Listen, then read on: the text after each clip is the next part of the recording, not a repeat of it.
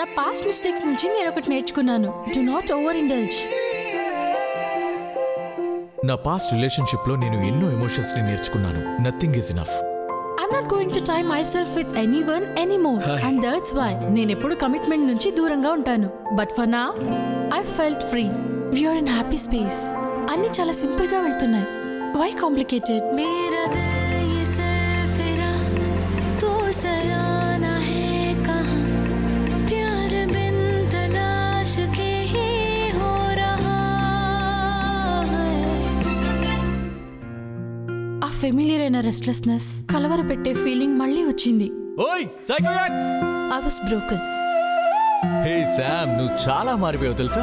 That emo, that much పాట్, ఆ ప్రేమలో పిచ్చికిపోయే శామ్ ఎక్కడా?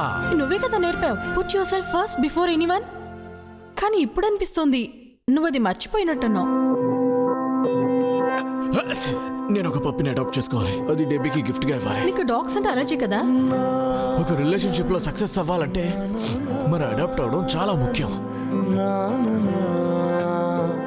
You know, loving someone can never be a mistake, Sam. It never be a mistake. Why? తను నీ గురించి ఏమనుకుంటుందో తెలుసా? What? His fucking emotional tsunami.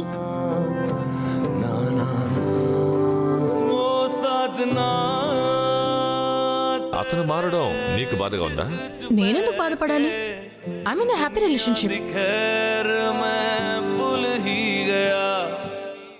Sameera happy relationship లో ఉన్నట్టు నాకు అనిపించట్లేదు. నాకేమనిపిస్తుందంటే he's not in happy relationship. She needs help. అతనికి ఇప్పుడు హెల్ప్ అవసరం.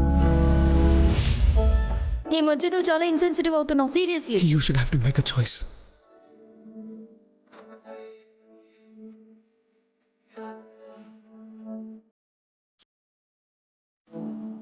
I fucked up big time, Ishanvi. I fucked up అన్ను. నేను నీకోసం వెయిట్ చేసి ఉండాల్సింది. నిన్ను పెద్ద స్టూపిడ్ ని.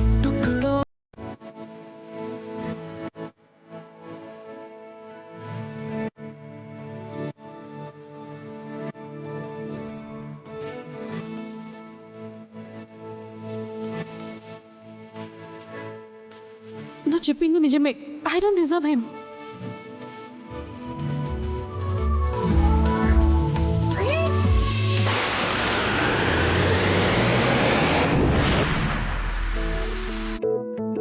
ఇషాన్వి, నేను పెళ్లి చేసుకోబోతున్నా. పెళ్లికి కావాల్సిన అన్ని ఏర్పాట్లు నువ్వే చేయాలి. అండ్ ఎలాగైనా సరే ఈ పెళ్లి 1 నెలలో జరిగిపోవాలి. What? యా. क्या हुआ कुछ पता न चला.